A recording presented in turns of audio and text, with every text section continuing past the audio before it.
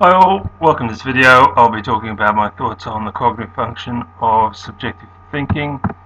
I think each of the 8 cognitive functions has its own information type. For example, for subjective intuition, I think it's gnosis or knowing. For subjective thinking, I think it's knowledge. The best definition of knowledge I can find comes from the philosophy of knowledge, or epistemology, where it is defined as a justified true belief. First of all, to get knowledge, to become aware of knowledge, I have to start with the proposition. The proposition has to be true, therefore I need to be able to think logically, because it's got to be valid, it's got to be one. If I believe the proposition and I'm able to justify it directly or indirectly as truth, then it's knowledge. There's no opinions or facts in here. Of the at least half a dozen schools of thought of knowledge, Kant thought that they could be divided into 2 types, a priori, rational, or a posteriori, empirical. And I think that's a good way to divide them cognitively. I think the success stories of epistemology are empiricism and science, both of which are empirical.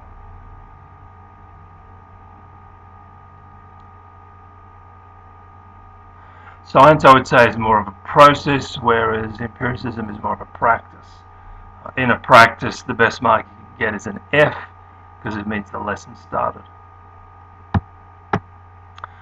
Prior to Locke writing his book on human understanding, Magellan completed perilous voyages which increased knowledge in geography, oceanography, cartography, and so on.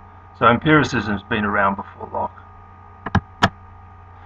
The proposition of this website, or this channel I should say, is that an analysis of subjective thinking will, for people whose second or third cognitive function is subjective thinking, lead to a greater cognizance and therefore awareness.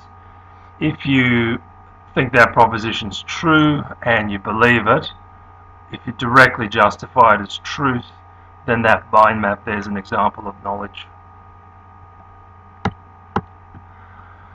Gnosis may be the information type of subjective intuition, like knowledge is for subjective thinking. One of the communication types of subjective intuition is, I think, symbology, which is different to subjective thinking, where it's words, numbers, also diagrams.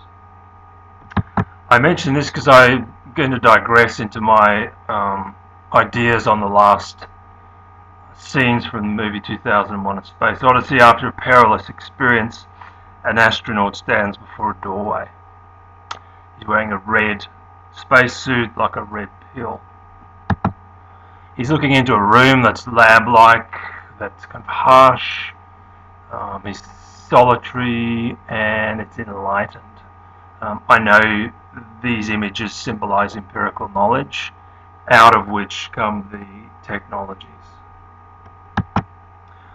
I think that knowledge can be rational, but it is empirical.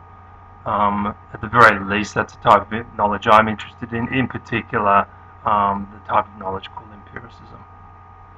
That's what I think.